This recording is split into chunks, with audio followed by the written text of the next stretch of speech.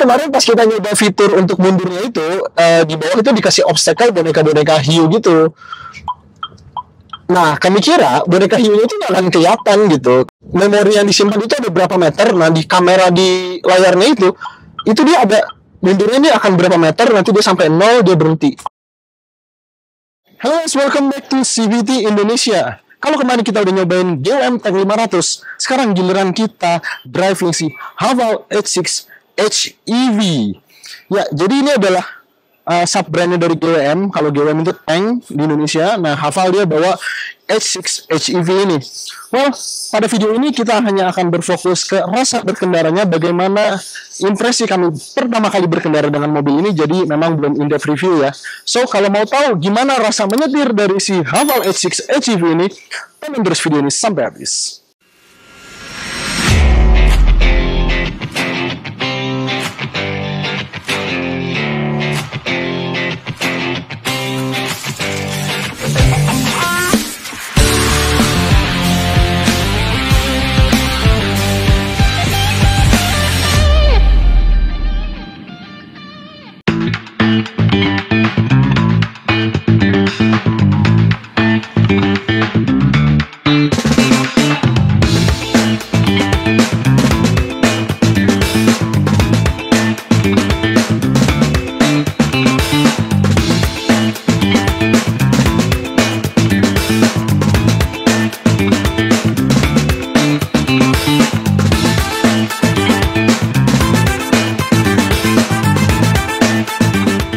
Oke, jadi sekarang kita udah berkendara si Haval H6 HEV. Ini susah banget nyebut namanya.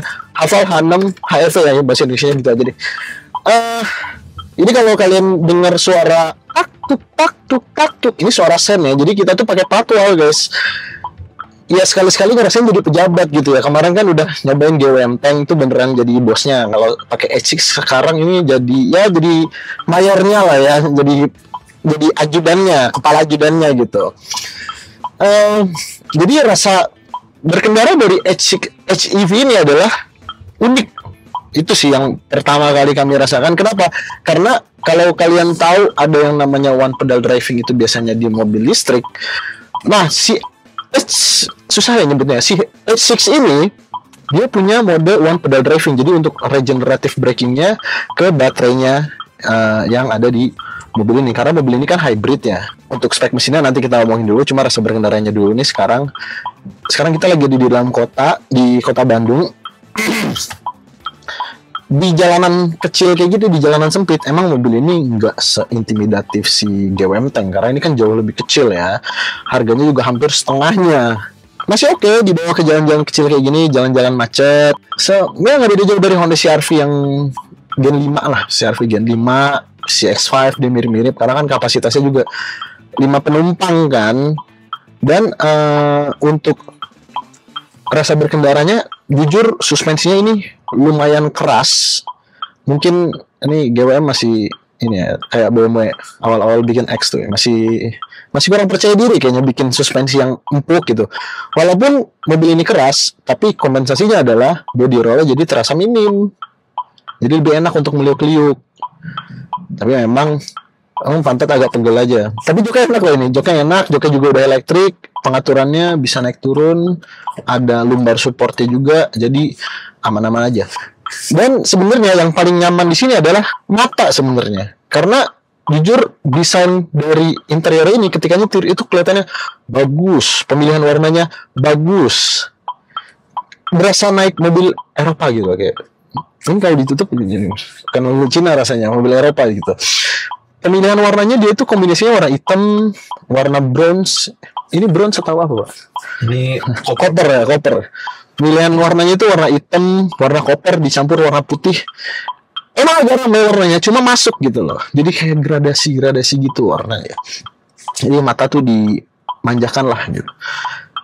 Terus untuk panel instrumennya juga, dan untuk infotainmentnya ya standar mobil zaman sekarang ya, pakai 2 layar seperti itu, yang dimana layar panel instrumennya ini bisa menampilkan konsumsi BBM, odometer, MID. Terus di sini yang lucu ada energi output ya. Jadi ketika kita gas ada berapa persen, ketika dia ngerem energy recovery-nya itu berapa persen tuh ada informasinya. Terus juga di sini ada gambar mobilnya nih, lucu nih ya. Jadi kalau misalnya ada motor, dia tuh ada gambar motornya. Kalau misalnya ada truk, dia ada gambar truk sesuai gitu. Nah, sementara untuk performanya, mesinnya ini dia pakai mesin 1500 cc turbo, 4 silinder, ditambah dengan baterai 1,69 kWh. Jadi total outputnya kalau digabung itu 240 HP, torsinya 530 Nm. Sebenarnya sih ya, dengan harga mobil ini di kisaran 500 sampai 600 jutaan, tenaga segitu tuh udah gede banget. Kalau kalian nyari mobil Jepang atau mobil Eropa, tenaga segitu tuh mungkin di atas 1 miliar baru dapat mobil tenaganya segitu. Dan ini GWM menawarkan di tenaga yang regionnya sebenarnya apa ya, 200 HP-an itu udah masuknya di bawahnya mobil sport lah. Di bawahnya mobil sport, dan torsinya itu gede banget, 530 Nm. Jadi kemarin ketika kita coba di tol, begitu mau nyalip itu tenaganya langsung isi. Wah, 530 Nm. Sebenarnya kalau di tol sih sebenarnya 200-300 Nm udah cukup. Nah, cuma biasanya kalau tenaga yang seinstan itu, torsi yang seinstan itu biasanya dipakai di jalan raya untuk nyalip Gojek biasanya. Karena kan suka nyebelin kan, kita mau nyalip dia malah ngebut gitu kan, kita mau nyalip dia malah ke tengah. Jadi ini aman lah, tenaganya cukupan banget, bukan cukupan, berlebih malah. Di Indonesia gimana sih Anda pakai mobil, apalagi di Jakarta, keluar Sudirman jam 5 sore juga udah berhenti lah macet. Nah terus fitur lainnya yang unik di mobil ini adalah dia tuh bisa, jadi kalau misalnya kita, meskipun saya ragu ya, kayaknya owner mobil ini nggak ada yang tinggal di gang kayaknya. Jadi kalau misalnya kita nyasar ke gang gitu ya, yang gang buntu, mobil ini itu punya fitur seperti BMW yang bisa bikin, jadi dia nyimpen memori ketika kita maju. Nah nanti kalau misalnya kita nggak bisa muter, kita mau keluar lagi, dia itu bisa pakai intelligent reverse mode. Jadi kita tinggal pencet aja di layar sini, kita masukin ke R, nanti kita gas dikit, dia akan otomatis mundur. Bahkan kita nggak perlu megang setir, nggak perlu nginjek gas ataupun nginjek rem gitu. Dan bahkan ada ininya, ada jadi memori yang disimpan itu ada berapa meter. Nah di kamera di layarnya itu dia ada mundurnya, ini akan berapa meter, nanti dia sampai 0 dia berhenti. Jadi terakhir dia save memorinya di situ. Itu fitur yang berguna banget kalau Anda memang sering main ke gang-gang, belusukan mungkin ya, belusukan ke gang-gang gitu yang susah muter, yang biasanya orang parkir motor, parkir mobil di pinggir-pinggir dan nyusahin gitu ya, kayak di daerah-daerah Cipinang. Nah itu tuh. Kenapa dari kemarin Jaktim dulu ya? Saya cocok buat pejabat belusukan dong Pak. Cocok gitu. Oke, terus gimana soal efisiensi nih bahan bakar? Biasanya kan mobil Cina itu biasanya dikeluhkan selalu adalah efisiensi bahan bakarnya. Contohnya aja, Wuling itu bahan bakarnya sobat pom bensin ya kan. Nah terus kemudian juga Chery, walaupun Chery tidak seboros Wuling, tapi untuk mobil di kelasnya, beberapa mobil dia lumayan boros dibandingkan dengan mobil Jepang atau mobil Eropa. Nah gimana dengan mobil ini? Dari gambaran kemarin saja, kita dari Jakarta Bandung rutenya campuran ya. Jadi kita itu dapat konsumsi BBM-nya di 1:13 km per liter. Itu untuk rute campuran. Walaupun GWM sendiri klaimnya ini bisa 1:19,5 ya. Mungkin itu bisa pakai eco driving untuk mencapai angka segitu. Tapi nanti kalau kita dapat pinjaman unitas ya, kita akan coba apakah dapat sesuai dengan angka klaim atau malah di atasnya gitu. Kemudian soal fitur lagi, kalau misalnya kita di tol, yang paling berguna tentunya ADAS-nya dia sudah adaptive cruise control, dan juga ada lane keeping assist-nya, dan juga dia bisa traffic jam assist juga ya. Jadi emang udah lengkap banget, karena dia juga sistemnya itu pakai radar, bukan cuma pakai kamera. Seharusnya kalau pakai radar, kalau lagi kabut, lagi hujan, itu dia tetap berfungsi secara optimal. Karena kalau yang pakai kamera doang, biasanya kalau hujan dia udah agak bala tuh biasanya tuh. Harusnya kalau pakai radar ini lebih bagus. Tapi sebenarnya komplainnya adalah dia kontrolnya itu ada di kiri sini. Dia ada di kiri sini. Jadi memang agak susah ngeliatnya. Jadi nggak ada di tombol-tombol setir sini. Jadi dia dedicated sendiri. Dan yang kami coba sih ya, dia itu fiturnya nggak bisa dipisah tuh antara lane keeping assist-nya dan juga adaptive cruise control-nya. Jadi kalau kita let's say kayak di Hyundai gitu kan dia bisa dipisah tuh. Kalau kita mau pakai smart cruise control-nya tanpa lane keeping assist, tanpa following assist dia bisa. Kalau di sini nggak bisa, jadi dia satu paket. Dia harus paketan belinya gitu. Kayak McD lah. Saya bisa lakar ya. Iya, pokoknya dia harus kalau mau pakai fitur lane keeping assist harus pakai cruise control juga, adaptive cruise control juga gitu. Nggak masalah sih.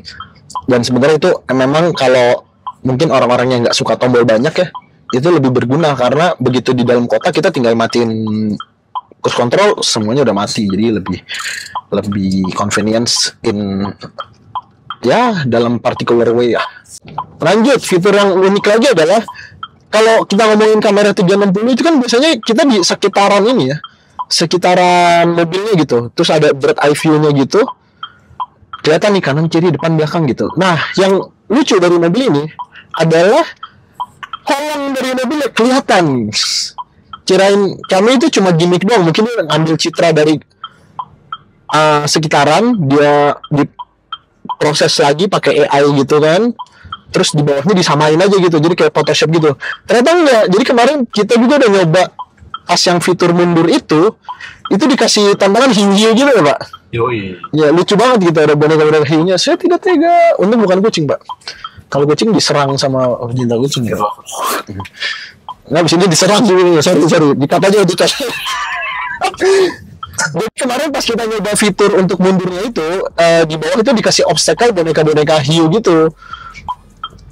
Nah, kami kira boneka hiunya itu nggak akan kelihatan gitu, karena dia pakai sesuai asumsi yang kami tadi bilang gitu.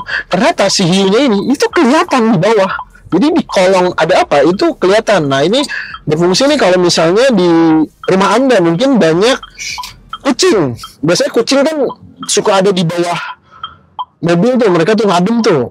Kalau lagi apes kadang ya bisa wassalam kucingnya. Nah kalau pakai fitur ini tuh kita bisa ngelihat di kolong tuh ada apa gitu. Jadi mobil ini cocok untuk pecinta kucing menurut saya. Kalau di rumah biara banyak kucing, jadi kucingnya lebih aman. Bisa buat jadi marketing juga tuh ya Pak ya. Mobil ini cocok untuk pecinta kucing. Ya itu aja sih dari rasa berkendaranya, belum banyak yang bisa diceritakan dari mobil ini. Nanti kalau kita dapat unit tes yang lebih lama lagi, yang lebih komprehensif lagi, kita akan informasikan bagaimana review lengkap dari mobil ini. Ya begitulah rasa berkendara dari Haval H6 HEV. Menurut kalian gimana? Dengan harga 500-600 jutaan, worth it gak dengan rasa berkendara yang seperti itu? Coba tulis pendapat kalian di kolom komentar di bawah. Kalian juga jangan lupa untuk follow Instagram kita di cvt.indonesia, TikTok kita CVT Indonesia, dan juga kunjungi website kita di cvtindonesia.co.id. Kalau gitu, gua Dimas Alfa pamit. Sampai jumpa di video selanjutnya.